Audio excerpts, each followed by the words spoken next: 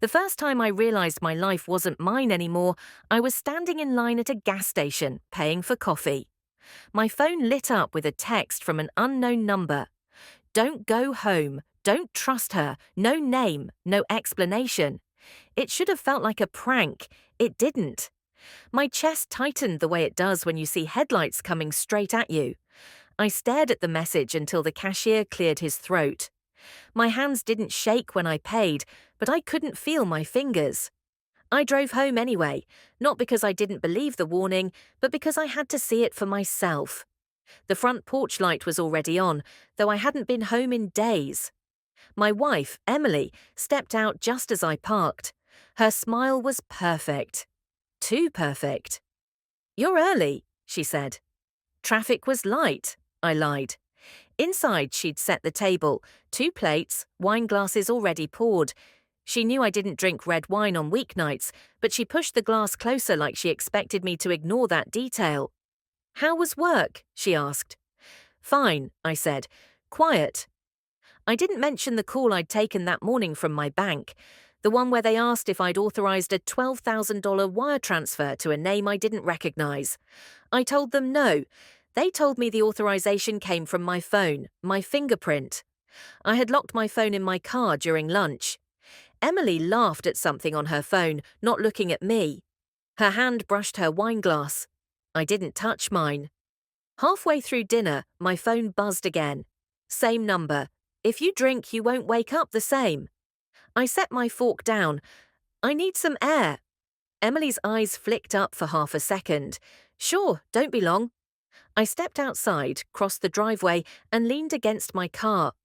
My mind ran through every small moment of the past 6 months. Missing cash from my account, an email I didn't send but was marked read, Emily asking for my phone just to check the weather and holding it too long. I dialed the unknown number. It rang once. "Jack," a voice said. Male, rough, urgent. "Who is this?" "You don't know me, but I know what's happening to you, and I know who's doing it." Silence stretched. "Say it," I told him. "Your wife. She's been in on this for months, and if you're smart, you'll start recording everything, tonight." A cold calm settled in. "Why are you telling me?" "Because I didn't warn the last guy she did this to, and he lost everything." The call ended before I could respond. I stood there, phone still in my hand, knowing exactly what I was going to do next. When I walked back in, Emily had topped off my wine glass.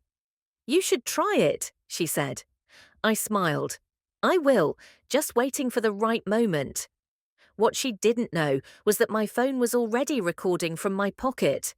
Every word tonight would be mine to keep, and when it was over, she wouldn't see it coming. Emily didn't ask where I'd gone when I stepped out earlier. She never asked the kind of questions that could make her seem guilty. She just smiled, like always, and played the part of a loving wife. I played my part too. For the next hour, I let the conversation drift over small talk. Her day at work, a neighbour's new fence, the movie she wanted to watch this weekend. I answered with just enough interest to keep her comfortable. My phone sat in my pocket, recording every second. At 8:13 p.m., she reached for my glass again. "Just taste it," she said. "It's a new bottle. You'll like it." I lifted it, swirled it once, then set it down without drinking. "Later," I told her. Something flickered in her eyes. Not anger, calculation. When she went to the kitchen for dessert, I stood and crossed to my briefcase. Inside was a small flash drive I kept for work, encrypted, labeled like it held tax files. Tonight, it would hold something more valuable. I slipped into the home office, plugged the drive into my laptop, and transferred the audio file I'd been recording since dinner began. I added the bank's email from that morning and the call log from the unknown number. Proof, layered and undeniable. Her footsteps sounded in the hallway. I closed the laptop just as she stepped in, holding 2 plates. "Chocolate cake," she said. "Your favorite." I took the plate, smiled. "Thanks." We ate in silence. Her phone buzzed twice. She didn't answer, just glanced down quickly each time. At 9:05, she excused herself to get ready for bed. I waited until I heard the bedroom door click shut, then pulled out my phone. I opened our shared cloud account, one she thought I never used, and searched recent uploads. There they were, 2 folders marked only by dates. Inside, scans of my passport, my driver's license, bank statements, and a document titled Power of Attorney Draft. My name was on it. The signature line was blank. I copied everything to the flash drive, deleted the local sync folder, and logged out. When I returned to the living room, she was leaning in the doorway, arms crossed. "You're up late," she said. "Just finishing some work." She nodded slowly. "Don't stay up too long." She turned away, but I caught the faint smirk on her face. That was when I knew. She thought she was ahead of me. I went to bed without another word. She was already pretending to sleep, her breathing just a little too steady. I lay there in the dark, replaying every conversation from the last 6 months, every unexplained withdrawal, every subtle manipulation. By morning, I had my plan. At 7:12 a.m., I called my bank and requested a freeze on all transfers over $500 without in-person authorization. I rerouted my paycheck to a new account she didn't know existed. Then I drove to the office and met with a friend in IT who owed me a favor. By noon, my phone had a hidden app that streamed its mic to a secure server whenever it detected her voice within range. The next 3 days, I barely spoke to her. I let her think I was distracted with work. Meanwhile, the recordings piled up, phone calls with someone named Mark, whispered instructions about account numbers, even a discussion about when to make the move. On the 4th night, I had enough. I copied the final set of files, labeled the folder Insurance, and sent it to my lawyer with the subject line, Hold until instructed. When I closed the laptop, Emily was standing in the doorway again. "You're quiet lately," she said. "Just tired," I told her. She stepped closer, resting a hand on my shoulder. "You work too much." Her tone was sweet, but her eyes told a different story. I smiled back, steady. "Yeah, but sometimes hard work pays off." What she didn't know was that the payoff was coming sooner than she thought, and it wouldn't be hers to enjoy. By Friday morning, the trap was ready. Emily still thought she was the one in control. That was the point. I didn't confront her, didn't raise my voice, didn't give her a reason to change her pace. She moved exactly how I needed her to. At 8:47 a.m., I left for work as usual, or at least that's what she thought. I parked 3 blocks away and walked back, slipping through the side gate. The phone in my pocket was already streaming audio to my secure server. From the driveway, I heard her talking on the phone. "Yes, today. He's at the office. I'll get the authorization in an hour." A pause. "Relax, Mark. I told you. He never sees it coming." I stayed out of sight. 10 minutes later, she walked to my car, opened the driver's door, and pulled my backup phone from the console. She'd found the decoy I planted 2 nights ago. The fingerprint scanner was clean, untouched by me since I'd wiped it. She pressed my thumb against it, my print from an old silicone mold I'd left in the glove box. The phone unlocked. She smiled to herself and walked back inside. I followed at a distance, my shoes silent on the pavement. Inside, she sat at the dining table, dialing a number from memory. "Yes, this is Jack Turner. I'm authorizing the transfer to—" Her voice lowered, but my streaming app caught every word. "Amount $9,850. Recipient, a business account under Mark Rivers." She ended the call, exhaled, and started typing an email. That was my cue. I stepped into the room.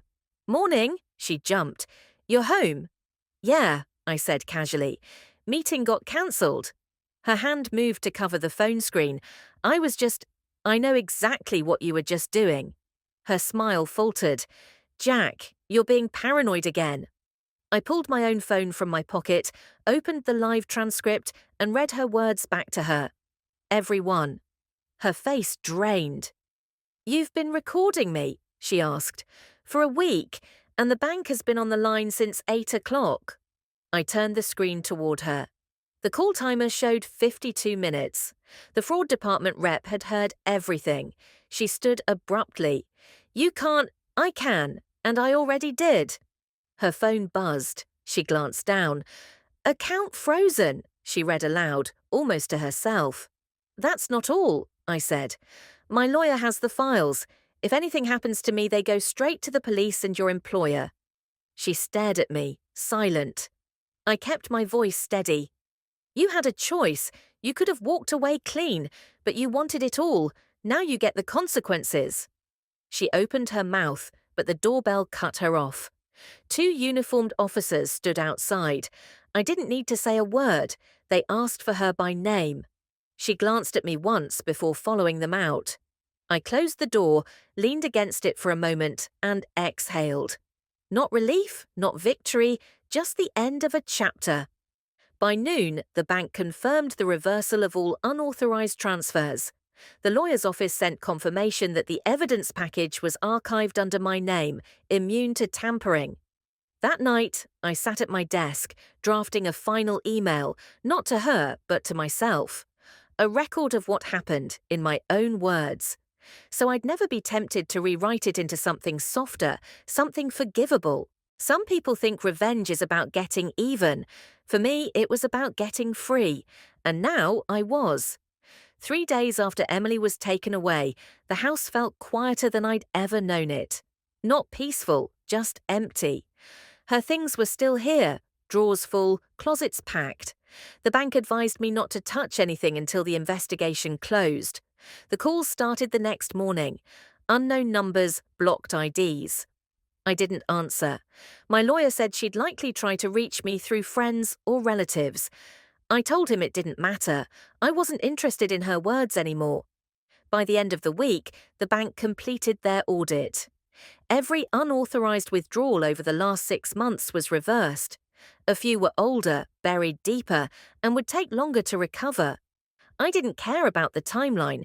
I cared that the paper trail was now clear, visible to anyone who needed to see it. News travels fast in small circles.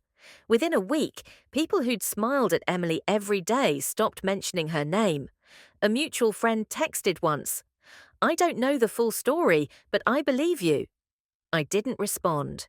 Belief wasn't something I needed from anyone else anymore. The police called on a Tuesday afternoon. They'd seized 2 accounts in Mark Rivers' name and found direct transfers from them into an investment account shared by him and Emily. The total was just over $84,000. That number should have made me angry, but it didn't. It was only a measure of how far they were willing to go. I didn't watch the hearing. My lawyer went in my place. The outcome was straightforward. Both were charged with financial fraud, identity misuse, and conspiracy. Emily's employer suspended her before the trial even started. Mark was dropped by his clients. The night I got the confirmation, I sat at my desk and opened the folder labeled Insurance.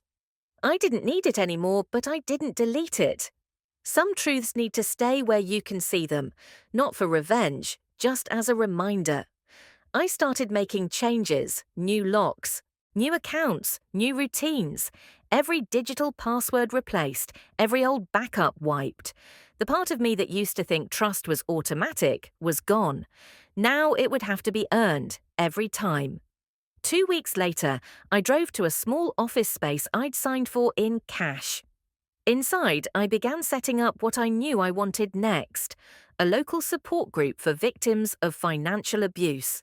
Not therapy, just a place to talk without being dismissed.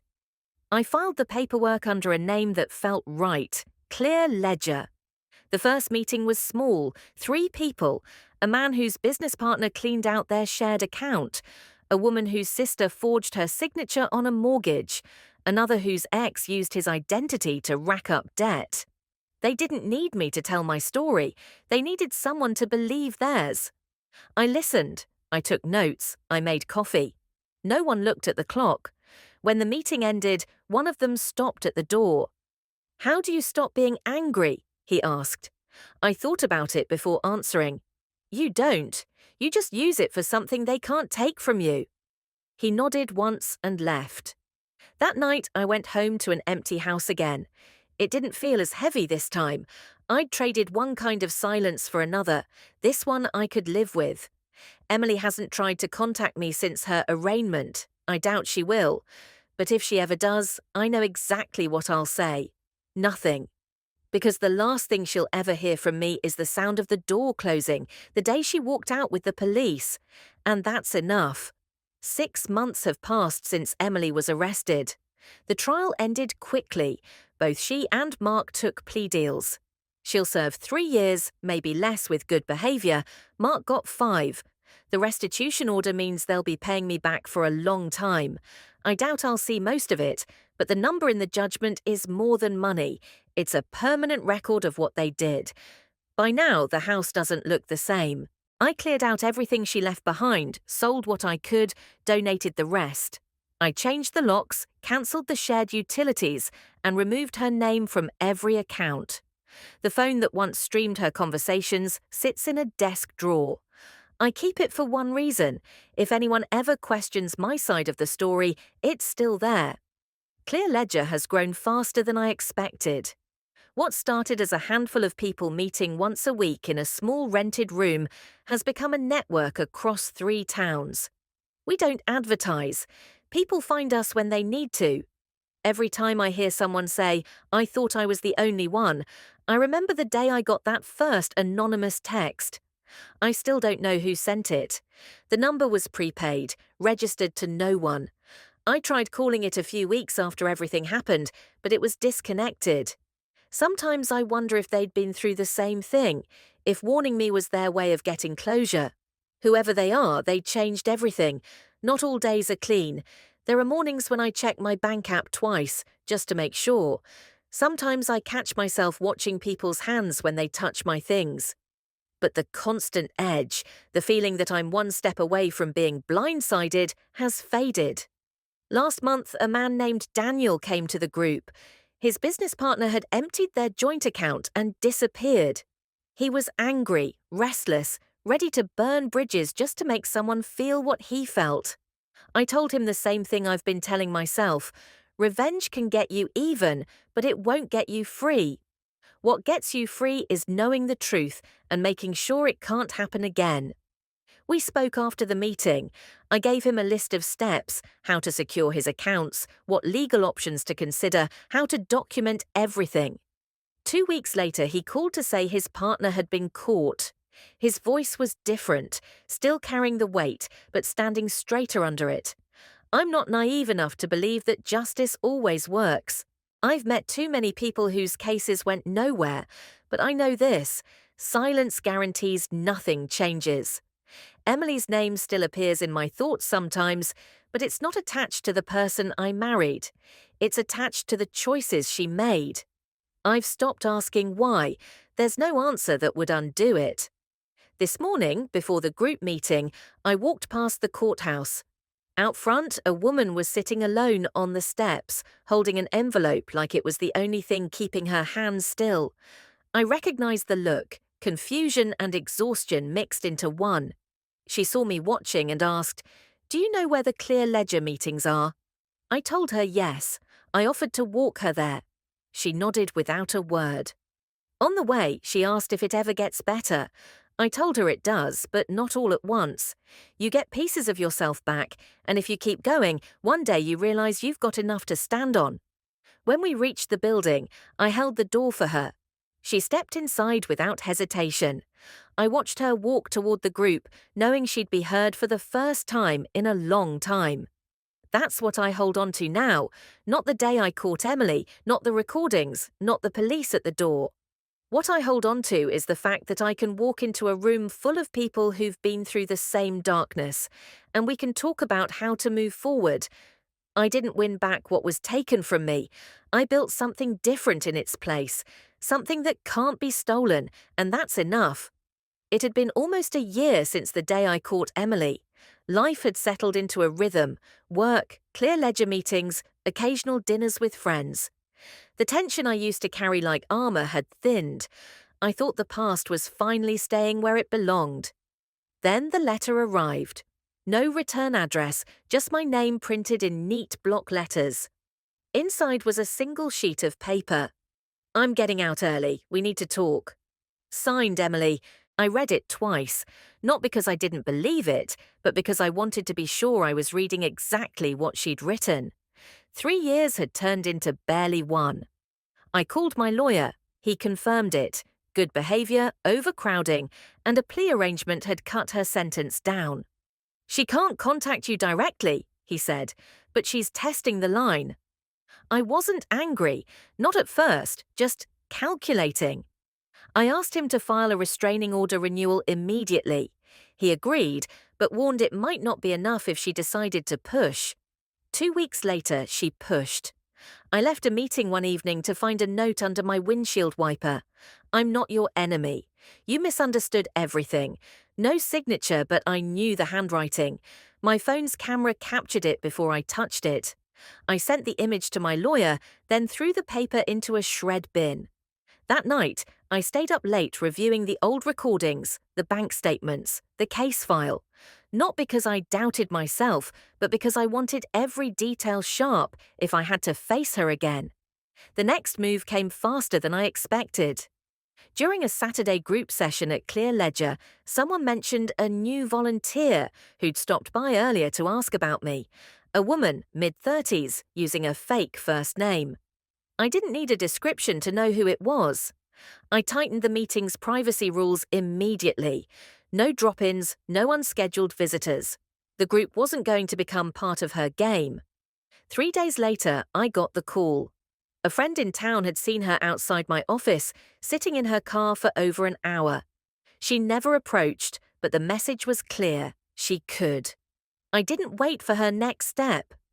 That night, I sat down at my desk and drafted a package. Every piece of evidence, from day one to now.